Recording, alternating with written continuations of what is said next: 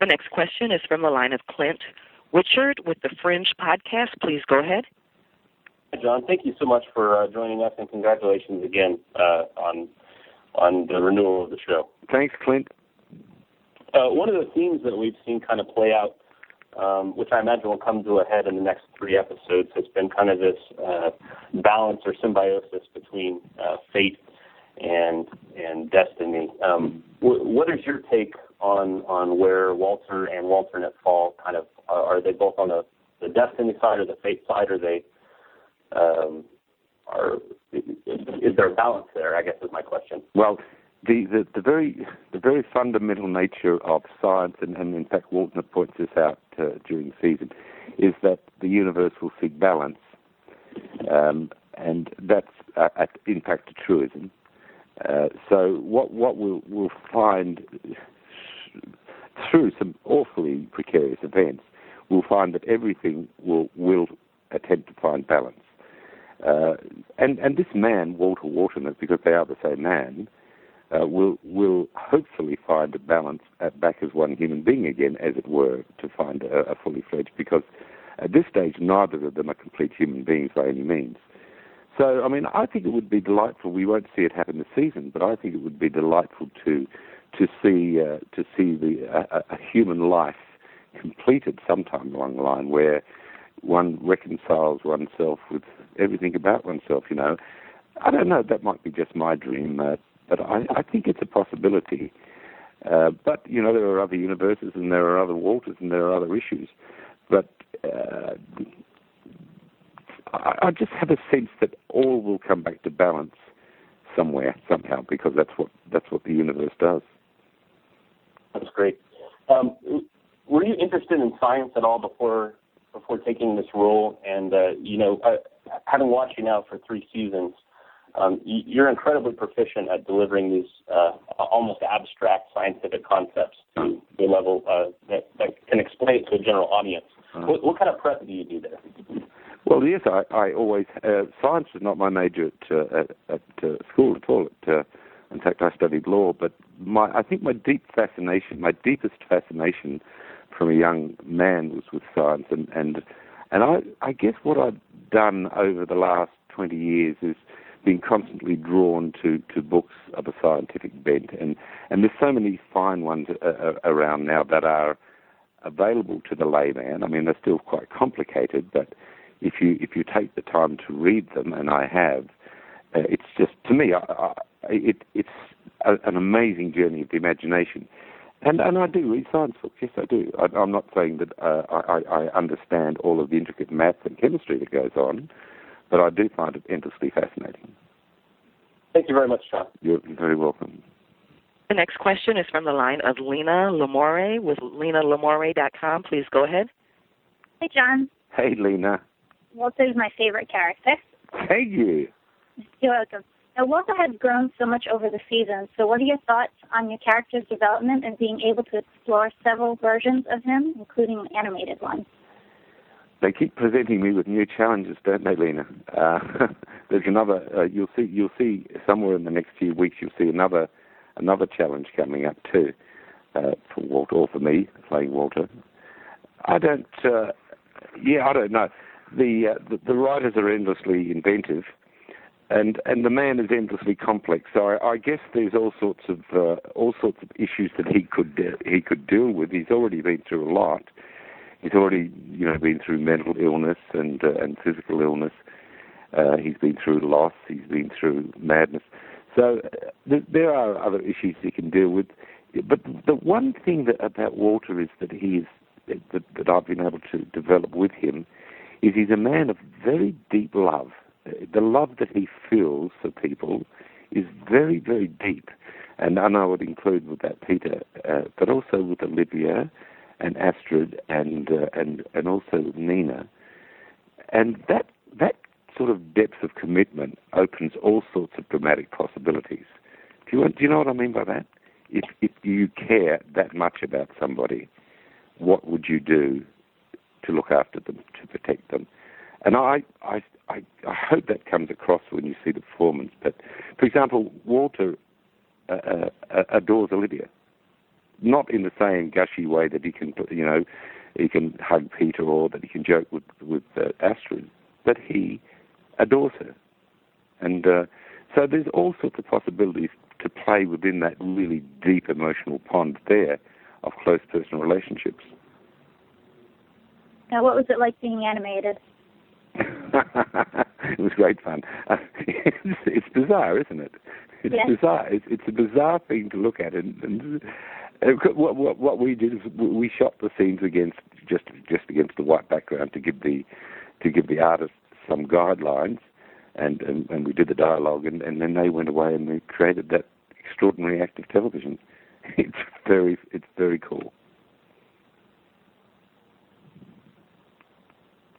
The next question is from the line of Adam Harris with Spoiler TV. Please go ahead. Okay.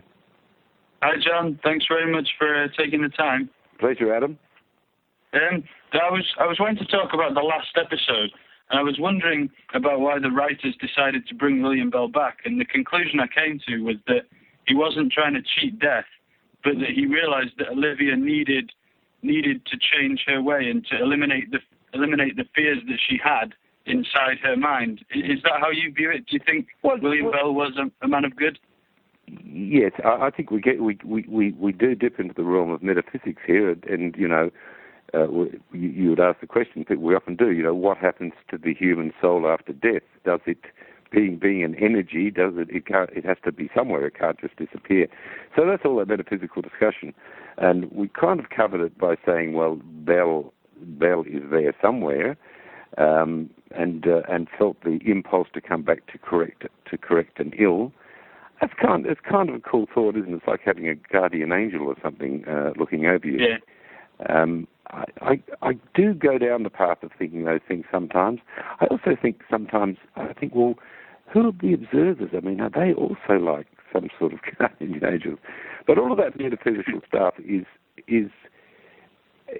I find it quite easy to accept a lot of that stuff. I don't understand it, but I just on the basis of the physics of what the displacement of energy, it's got to go somewhere. So, I mean, I thought it was very cool that Bell came back and did that thing for Olivia.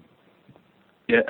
My other question is, in previous interviews, you've stated that Peter was your favourite episode, the one you were most proud of. And I was wondering, now that Subject 13 is burning and it's a similar tone, is Peter still your favourite episode, and why does that one still hold true the most? Probably Peter because it was the first time we did it. It was such a risky thing to do, to take a character back that far. Subject 13 was more complex in that I had to create two versions of the character. But in a sense, I'd been there before, and I think Subject 13 was incredibly important in the sense that we got to understand the history between Walter and young Olivia in the Texophane trial. That was critically important for the ongoing journey of the story. I think Peter is personally involved ones. I think Peter was probably my favourite. I have other favourites. I mean, I thought Firefly, which I did with Christopher Lloyd, was a wonderful episode. I thoroughly enjoyed doing that. I thought, White Tulip last year was a terrific episode too, and what else did I love? Golly, I just thought of one then. One called Snakehead, which I had a wonderful time with Astrid out in Chinatown. There are probably about a half a dozen episodes that I think of with incredible fondness, but certainly the two flashback episodes would be high in the list. The next question is from the line of Scott Hoover with Popcorn Biz. Please go ahead. Hi, John. Hi, Scott.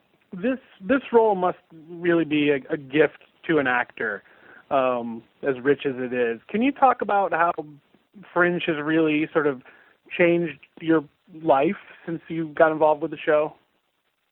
Well, you got it right the first time when you said that it's a gift. I mean, I've been sort of acting forever, I suppose, and I did 20-odd years in theatre where you do a lot of different things, and you get the opportunity to play many different characters and different forms and mime and dance and comedy and drama and everything else. What Walter Bishop gave me was the opportunity to basically use just about every trick I've got in my book and have such a lot of fun doing it. So it was a gift. And then, like the gift that keeps on giving, they also gave me Walter to show the other side of him. So as a reward for, I guess, an actor towards the end of his career, it seriously couldn't have been better. And this might be an opportunity with shows that have this kind of very, very committed fan base that you could revisit Walter for years to come. Like, is that something that's kind of juicy for you to think about, that there may always be a story to tell with Walter and you can come back and see him at different phases? Well, I think within context, I suppose what will happen somewhere down the track is they'll make a movie. That seems to happen.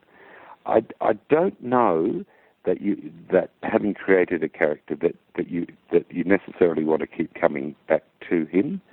I remember when I created Denethor for Peter Jackson, Lord of the Rings, I was completely happy with that, but I didn't want to go back and play it again. It was like that was a complete piece of work for me. Walter is still a work in progress, a most rare thing to be able to develop a character over 4 years. But when it finishes, I suspect it's finished, and there'll be other fish to fry, as they say. And then last question for you is, I can tell you from the evidence from my girlfriend that Walter is something of a sex symbol. Have you experienced that? Oh, mate. Tell your girlfriend thank you very much. Oh, Lord. Is she a sex symbol, is he? Oh, well, thank her. Oh, golly, I don't know. No, I haven't experienced that. But tell me, how would you experience it? I mean, what would happen if you were a sex symbol? Would people sort of, what do they do? I'm wondering if they ask you to sign anything on your... Oh, yeah, I get to sign things. But that doesn't make you a sex symbol unless you're getting them. There was a girl in New York wanted me to sign her midriff. She pulled her shirt up. But she was doing that to all the actors. Thanks a lot, John. All right, mate. See you. And our final question comes from the line of Mike Hughes with TV America. Please go ahead. Yeah, I just wanted to follow up on a couple things real quickly. John, you said you studied law, and for some reason I didn't know that. Do you mean you went to law school or pre-law, or what did you do? I studied 3 years of law school in Adelaide University, yes. But never got your law degree, or? No, I didn't finish. I went off and did acting instead. That is a fascinating thing, to go that far and yet not quite do it. What was the turning point that made you realize it and you wanted to be an actor instead? Without being disparaging, I respect the law, but I didn't want to be a lawyer, and I have never regretted that decision. It was something that I didn't know. It's a different time, Mike. I went through school, and if you were a bright enough kid, you could get into law or medicine. You did it. There was no real question about that. I didn't know you could be an actor. We didn't know you could be an actor or an artist. It just didn't enter our heads. I didn't know, and so when the opportunity was offered to me, it was I was so surprised and so thrilled, and really never looked sideways again from that point on. But it was just what you did. I didn't want to go to law school. I just went there because my mates were going there, really. Okay, and just real briefly, how did the opportunity arise to be an actor then? I was doing an elective subject, and it was this fellow heard my voice, and he said, "Oh, you've got the voice of such and such and such and such. Would you be interested in doing something?" And it was a little play, and I thought, how exciting! It'd be a great chance to meet girls, And it just really went rapid fire, and with a very short time I was working professionally, a really, really short time. And then, of course, having got that far, I then had to learn my craft, so I had to study like crazy after that. But I was very lucky, and I did get a very good voice coach straight away, and had a wonderful ride, and finished up learning enough about it that I then spent quite a lot of time, and still do when I can, teaching in the field. That's great. Super. Thanks a lot. Okay, thanks, Mike.